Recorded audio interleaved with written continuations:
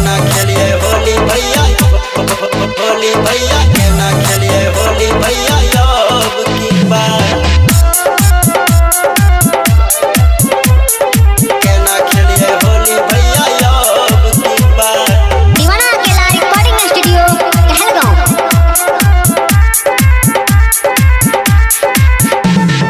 धोखा देके काजली हो गेलै ससुराल, केना खेलिए होली भैया अब की बार। धोखा देके काजली हो गेलै ससुराल, केना खेलिए होली भैया अब की बार। रोज रोज हमर पिचकारी रोबै छै, रोज रोज हमर पिचकारी रोबै छै, कहिया ले होतै हमर जिंदगी बहार। धोखा देके काजली हो गेलै ससुराल, केना खेलिए होली भैया अब की बार। धोखा देके छौड़िया हो गेलै ससुराल, केना खेलिए होली भैया अब की बार। केना खेलिए होली भैया, होली भैया केना खेलिए होली भैया अब की बार। केना खेलिए होली भैया अब की बार। पिछला साल रंगल रहिए भैया हो गोरे गाल में, अब की छोड़ी के चली गईले होली में अपन ससुराल में।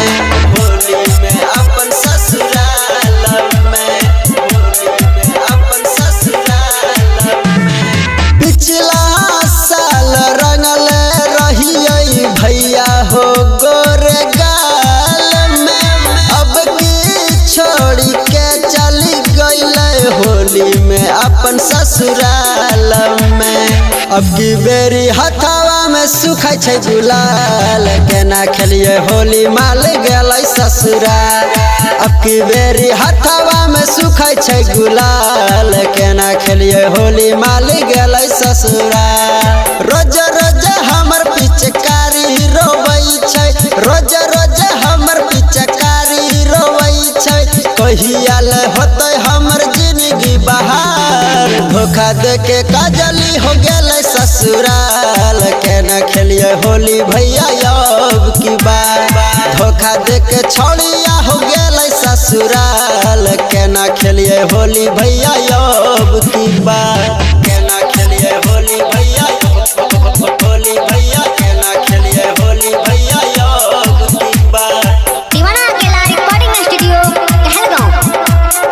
केना खेलिए होली भैया अब की बार। जियते जी उमार के गेलै कर गए बड़ी घात हो, दीवाना अकेला के दिल के राजा बनैल के रह की बात हो।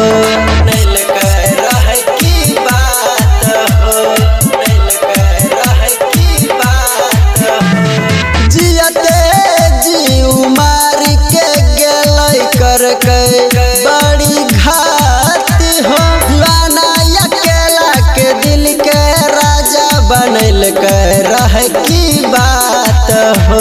सरवन बेदर्दी के भेलै बुरा हाल, केना खेलिए होली माल गेलै ससुराल।